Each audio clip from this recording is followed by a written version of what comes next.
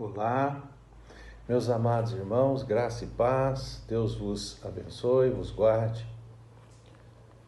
Vamos estudar a palavra de Deus? Hoje nós vamos, já que acordamos bem cedinho com esse propósito, não é verdade? Vamos estudar na palavra de Deus, na carta que Paulo escreve à igreja de Éfeso, aos amados irmãos de Efésios, capítulo 3, 4, 5 e 6. E nós vamos falar sobre as marcas indeléveis de uma igreja viva. As marcas indeléveis de uma igreja viva. Vamos lá? Abre sua Bíblia então comigo em Efésios, carta de Paulo aos Efésios, a partir do capítulo 3, dos versos 14 em diante, ele diz assim: por esta causa me ponho de joelho diante do Pai, de quem toma o nome toda a família no céu como sobre a terra, para que, segundo a riqueza da sua glória, vos conceda que sejais fortalecido com poder, mediante o seu Espírito no homem interior. E assim habite Cristo no vosso coração pela fé, estando-vos arraigados, alicerçados em amor, a fim de poderes compreender com todos os santos qual é a largura e o comprimento, a altura e a profundidade, e conhecer o amor de Cristo, que excede todo o entendimento, para que sejais tomados de toda a plenitude de Deus. Ora, aquele que é poderoso para fazer infinitamente mais do que quanto pedimos ou pensamos, conforme o seu poder que opera em nós, a ele seja a glória na igreja e em Cristo Jesus por todas as gerações, para todos sempre. Amém. Amados irmãos, a igreja de Efésios, ou de Éfeso, está passando por um momento na sua caminhada e ela apresenta algumas marcas. E Paulo faz questão de mencionar nessa epístola, nesta carta, algumas dessas marcas indeléveis que a igreja apresenta. Apresenta-se como uma igreja viva, como uma igreja autêntica, como uma igreja altruísta, uma igreja que está cheia de vigor. Então, os primeiros capítulos desta carta que Paulo escreveu para a igreja contém palavras positivas e votos de progresso no caminho em que a igreja está trilhando, ou em que a igreja estava trilhando, porque depois disso vem outras recomendações que são vistas lá no livro do Apocalipse. Então ela era, a princípio, uma igreja operante, ela era uma igreja perseverante, ela era uma igreja que cultivava a palavra de Deus. E agora, então mais tarde, essa igreja pujante, cheia de vitalidade, já não era mais a mesma.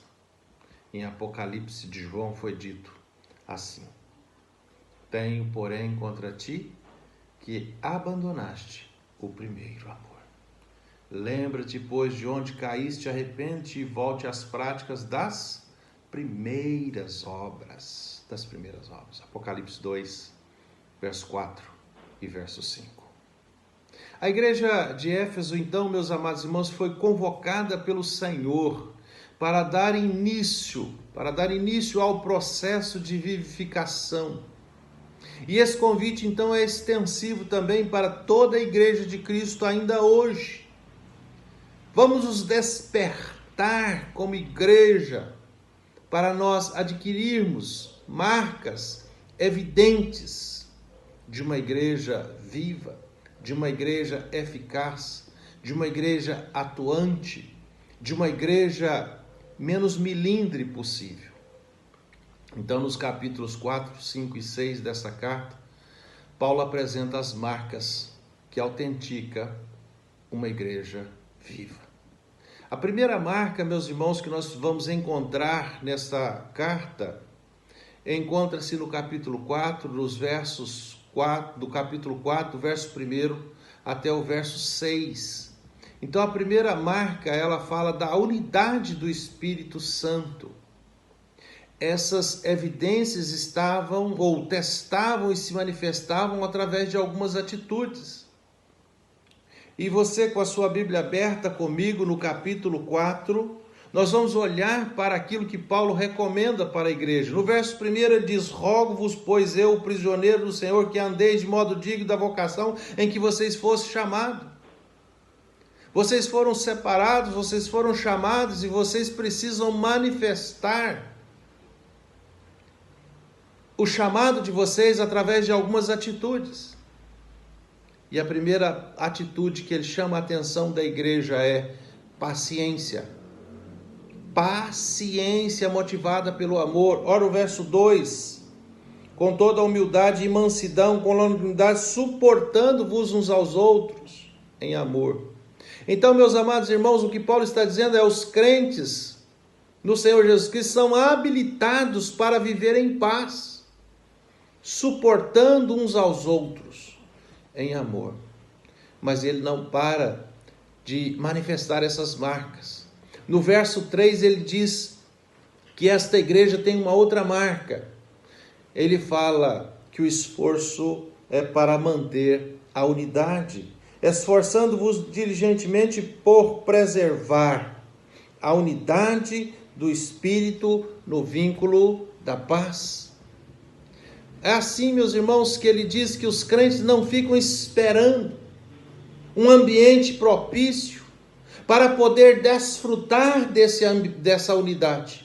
Mas ele diz que, pelo contrário, os crentes são motivados pelo Espírito Santo de Deus para buscar por esse ambiente, para se esforçar de maneira diligente para criar esse ambiente no corpo da igreja. É exatamente isso, meus irmãos, que nós aprendemos como segunda marca.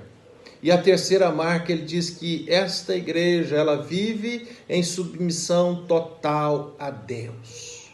Versos 5 e 6 ele diz: há um só Senhor, uma só fé, um só batismo, um só Deus e Pai de todos, o qual é sobre todos, age por meio de todos e está em todos. A igreja tem um sólido fundamento. O segundo ensino, meus irmãos, da marca que esta igreja precisa demonstrar está no exercício dos dons espirituais, no capítulo 4, do verso 7 até o verso 16. Os crentes são despertados como membros do corpo para agir segundo o propósito para o qual foi estabelecido ou para o qual eles foram chamados. É possível ver essas marcas nas igrejas revitalizadas, nas igrejas que se dedicam e que se esforçam para ser cheio do Espírito Santo. O exercício dos dons espirituais, meus amados irmãos, vai criando um ambiente contagiante, vai criando um ambiente frutífero. Os dons que esta igreja adquire são adquiridos pelo exercício, pelo estudo, pela busca na palavra de Deus. O ambiente criado pelos crentes não é adquirido lá no congresso, não é adquirido na livraria comprando livros de autoajuda, mas é na palavra. O verso 7 diz assim: e a graça foi concedida a cada um segundo a proporção do dom do Espírito. Portanto, ele diz que são expressão da graça de Deus.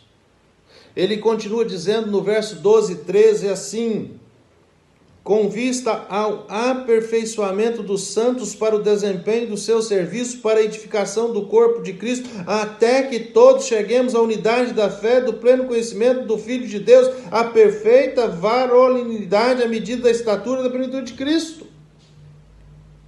Portanto, são vários os dons, mas todos esses dons têm uma mesma finalidade.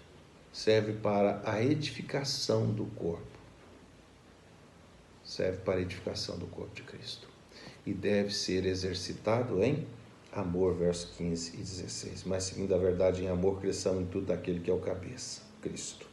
De modo de quem todo o corpo, bem ajustado, consolidado pelo auxílio de toda junta, segundo a justa cooperação de cada parte, efetua o seu próprio aumento para a edificação de si mesmo em amor. A igreja é despertada para se envolver de forma especial para buscar uma vida santa. Portanto, essa busca é uma busca pela renovação espiritual. Essa igreja, ela vive em novidade de vida produzida pelo Espírito Santo, mas que demanda boa vontade, esforço, disciplina, dedicação. Na sua carta que Paulo escreve aos Romanos, no capítulo 6, no verso 15 até o verso 23, ele descreve essas marcas, que são novidade de vida produzida pelo Espírito Santo na vida da igreja. Portanto, meus amados irmãos, esta igreja, ela tem essas marcas. Olha só o verso 15 e 16. Não é um crescimento do tipo custe o que custar. Seguindo a verdade em amor, cresçamos em tudo naquele que é o cabeça. Mas essa carta tem ainda um terceiro ensino, que é um compromisso com a santidade.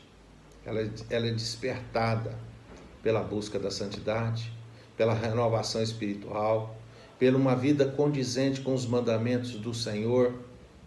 Então Paulo conclama os crentes, Efésios 5, verso 1, sede, pois, imitadores de Deus como filhos amados. Essa disposição vivifica a igreja. Como filhos amados, sedes imitadores de Deus. Capítulo 5. E andai em amor, como também Cristo vos amou e se entregou a si mesmo por nós, como oferta e sacrifício a Deus em aroma suave. Portanto, essa igreja vive, ela tem esse alvo constante, buscar se encher do Espírito Santo. Verso 18 do capítulo 5, ela busca encher do Espírito Santo. Para o apóstolo Paulo, meus irmãos, a plenitude do Espírito não se manifesta de forma extravagante. A manifestação do Espírito Santo, como muitos ou como alguns aí insistem em dizer, a manifestação do Espírito Santo, ela se manifesta de forma simples. A manifestação do Espírito Santo se manifesta de forma humilde. Mas a manifestação do Espírito Santo se manifesta em trabalho intenso. Portanto, ele diz, vida prudente, versículo 15 do capítulo 5. Vede prudentemente como andais, não como necios, e sim como sábio. Discernimento espiritual, ele diz, não vos torneis insensatos, mas procurai compreender qual é a vontade do Senhor. Verso 17, capítulo 5. Adoração espontânea. Ele diz, falando entre vós com salmo, entoando e louvando de coração ao Senhor, com hinos e cânticos espirituais, dando sempre graças por tudo ao nosso Deus e Pai. Ao nosso Deus e Pai. E ele fecha, meus irmãos, o capítulo 5, assim, no verso 21, dizendo que esta igreja tem ainda uma outra marca da humildade e da boa vontade, sujeitando-vos uns aos outros no temor de Cristo. Verso 21. A quarta marca dessa igreja, meus irmãos, é que essa igreja tem relacionamento saudável. Como se podia ver nas igrejas que nasciam, elas eram cheias de vida. Os relacionamentos eram saudáveis. Os relacionamentos se constituíam numa marca notável da vitalidade daquela igreja. Escrevendo no livro dos Atos, no capítulo 4, Lucas registra no verso 32 a 35, da multidão dos que creram, era o coração e a alma. Relacionamentos saudáveis são desenvolvidos sobre aqueles sobre o qual a graça de Cristo, ou na vida daqueles sobre o qual a graça de Cristo age. Por exemplo, ele começa dizendo, entre maridos e mulheres, ele diz, as mulheres sejam submissas ao seu próprio marido como ao Senhor. Maridos, amai a vossa mulher como também Cristo amou a igreja e a si mesmo se entregou por ela. 5, 22 e 23. Ele fala dos relacionamentos entre os pais e os filhos. Filhos, obedecei aos vossos pais no Senhor, porque isso é justo. E vós, pai, não provoquei vossos filhos a ira, mas criai-os na disciplina e na admoestação do Senhor. Capítulo 6, versos de 1 a 4. Entre os patrões e os empregados, relacionamentos perfeitos, sadios. Servos, obedecei o vosso Senhor segundo a carne, com temor e tremor, na sinceridade do vosso coração, como a Cristo. E vós, Senhor, de igual modo, procedei para com eles, deixando as ameaças, sabendo que o Senhor, tanto deles como vosso, que está nos céus, e que para com ele não há acepção de pessoa. Relacionamentos saudáveis, caracterizados por afeto, respeito, consideração, tendo por base o amor. Essas são as marcas de uma igreja revitalizada, viva, operante, atuante, envolvida. Uma igreja cheia do Espírito Santo de Deus. Mas essa igreja ainda tem uma quinta marca, meus amados irmãos, que essa igreja tem o poder espiritual. Então Paulo conclui a sua série de exortações com o seguinte voto de apreciação, dizendo para a igreja: quanto ao mais, ou seja, finalizando, sede fortalecido no Senhor e na força do seu poder. Capítulo 6, verso 10. Então, para a igreja alcançar esse poder espiritual, ela precisa seguir alguns procedimentos. Ou se faz necessário alguns procedimentos na vida dessa igreja. Primeiro, uso diligente da palavra de Deus, revestível de toda a armadura de Deus, verso 11 até o verso 17. Empunhando a palavra de Deus. E só assim essa igreja viva pode demonstrar sua força na luta contra o mal. É a palavra de Deus que alimenta, que dá força para a igreja. Segundo, perseverança na oração. A oração é o oxigênio que mantém a igreja viva. É por isso que o apóstolo Paulo chama a igreja para caminhar com toda a oração e súplica, orando em todo o tempo no poder do Espírito Santo. E para isso, verso 18 do capítulo 6 de Efésios, e para isso vigiando com toda a perseverança. Mas ela ainda tem uma terceira marca: compromisso com a evangelização. Capítulo 6, versos 19 e 20. O poder da igreja viva se traduz na evangelização, meus amados irmãos. Como demonstra então o apóstolo Paulo nesse capítulo 6, 19 e 20. Fechando então aqui, ele diz assim: e também por mim, para que me seja dada no abrir da boca a palavra, para com intrepidez fazer conhecido o mistério do Evangelho, pelo qual sou embaixador em cadeias, para que em Cristo eu seja ousado para falar como me cumpre fazer. Você é uma igreja, você é a igreja do Senhor, e como igreja do Senhor você precisa falar da palavra do Senhor. Portanto, ele diz: evangelizar é promover a vida que há em Cristo Jesus. Por isso se traduz como demonstração de poder espiritual para a vida da igreja. A marca de uma igreja revigorada, revitalizada, vivificada, cheia do Espírito Santo de Deus, se traduz na evangelização. Deus te abençoe com um dia abençoado junto com a sua família, junto com todos os seus. Louvado seja Deus porque você tirou esse tempo para estudar a palavra de Deus. Pai, nós oramos neste momento para te agradecer por esse dia especial, para te agradecer a Deus por esse desejo que o Senhor colocou em nosso coração de aprender a tua palavra. Vivifica a sua igreja, Pai, reanima a sua igreja, traga, Deus, paz para o coração da sua igreja e, acima de tudo, Deus, o desejo dessa igreja de ser operosa, triunfante, valente, guerreira, e, acima de tudo, anunciadora do Evangelho do Senhor Jesus Cristo, nosso Salvador. Nós oramos assim e rogamos isso no nome de Jesus. E que a graça do Senhor Jesus e o amor do nosso Deus e Pai seja com todos vós, amados irmãos, e com toda a igreja de Deus espalhada sobre a face da terra, desde agora e para todos sempre. Amém. Louvado seja Deus. Bom domingo a todos.